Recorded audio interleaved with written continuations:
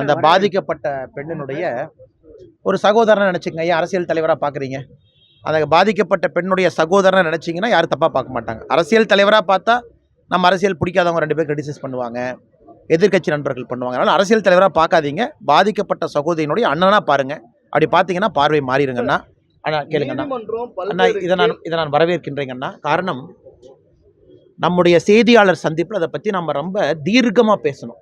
இந்த எஃப்ஐஆர் என்பது இது ஒரு மேனிப்புலேட்டட் ஸ்டேட்மெண்ட்டு, அவங்களுடைய மனதிலிருந்து வந்திருக்கக்கூடிய கருத்தாக இது தெரியவில்லை. இதை படிக்கும் பொழுதே டிஸ்ஜாயிண்டடாக இருந்துச்சு. இன்னைக்கு அதே கருத்தை மாண்புமிகு உயர்நீதிமன்றத்தினுடைய நீதிபதிகள் அவங்க சொல்லியிருக்கிறாங்க. அன்னைக்கு நாம் சொன்னோம், இவ்வளோ கேர்லெஸ்ஸாக நீங்கள் பண்ணியிருக்கீங்களே, அது ட்ரையலில் நிற்குமான், அந்த கருத்தை இன்னைக்கு பதிவு செஞ்சுருக்கிறாங்க. மூன்றாவதாக ஒரு சாட்டையடி தீர்ப்பும் கொடுத்துருக்குறாங்க. அதாவது பாதிக்கப்பட்ட பெண்ணினுடைய personal details, name, father's name, ஊர் எல்லாமே அது ரிலீஸ் பண்ணதுக்கு உடனடியாக 25 லட்சம் ரூபாய் நஷ்டீடு கொடுங்க, பெண்ணுடைய கல்வியை வருகின்ற காலத்தில் கம்ப்ளீட்டாக எடுத்துக்கங்கன்னு சொல்லியிருக்காங்க. அதை தாண்டி இன்னொன்று வரவேற்கப்பட வேண்டிய விஷயம், எஸ்ஐடி கான்ஸ்டியூட் பண்ணியிருக்காங்க. 3 IPS officers, all women team. அதுவும் ஒரு பெரிய நல்ல ஒரு செயலாக நான் பார்க்கின்றேனுங்கன்னா, திங்கட்கிழமை அன்னைக்கு national commission for women all India fact finding team அவங்க ஒன்று டீம் வர்றாங்க.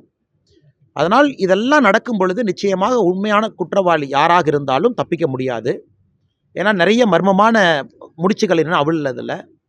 அதே நேரத்தில் சென்னை போலீஸ் கமிஷனர் அவர்கள் சொல்லியிருக்கக்கூடிய கருத்துக்கு கூட உயர்நீதிமன்றம் சில இடத்துல தங்களுடைய கண்டனங்களை பதிவு செஞ்சுருக்கிறாங்க. ஸோ மொத்தத்தில் உயர்நீதிமன்றம் தாமாக முன்வந்து இந்த வழக்கை எடுத்து உடனடியாக, ஏதாவது 1 மாதம் கழிச்சு 2 மாதம் கழிச்சு இல்லைங்கன்னா, உடனடியாக சில முக்கியமான விஷயத்த சொல்லியிருக்கிறாங்க. அது இந்த வழக்கை கைடு பண்ணும் அப்படிங்கிற நம்பிக்கை இருக்குங்கண்ணா.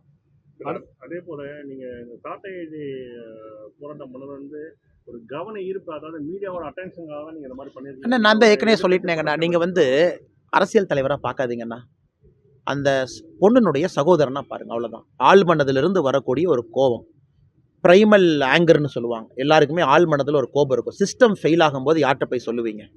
சிஸ்டம் ஃபெயில் ஆயிடுச்சு. நேர்மையாக இருக்கக்கூடிய, நடுநிலையாக இருக்கக்கூடிய காவல்துறை நடுநிலையாக இருந்தாங்களா? இல்லை. எஃப்ஐஆர் வெளியே வர்றதுக்கு வாய்ப்பே இல்லை. எஃப்ஐஆர் எப்படி வெளியே வந்துச்சு? கண்காணிப்பு பட்டியலில் இருக்க வேண்டிய ஒரு மனிதன் இலவசமாக ஒரு தார்காரை வச்சு ரோம் பண்ணிக்கிட்டு இருக்கான். அமைச்சர் பெருமக்களே வீட்டில் போய் உணவருந்துற புகைப்படத்தை பார்க்குறோம். சிஸ்டம் கெட்டு போச்சு. சிஸ்டம் கெட்டு போச்சுன்னா உங்கள் கையில் என்ன இருக்குங்கண்ணா? போராட்டம் பண்ணணும்னு சென்னையில் தமிழிசை சவுந்தரராஜன் அக்கா தலைமையில் குழு அமைச்சிங்கன்னா கைது பண்ணி உள்ளே அடைச்சி வைக்கிறாங்க. பேசுவதற்கு எங்கள் கருத்து சுதந்திரம் எங்கே இருக்குங்கண்ணா? எந்த வழிகளுமே உங்களுக்கு இல்லையே. அதனால்தான் இது எடுக்க வேண்டிய கட்டாயம்.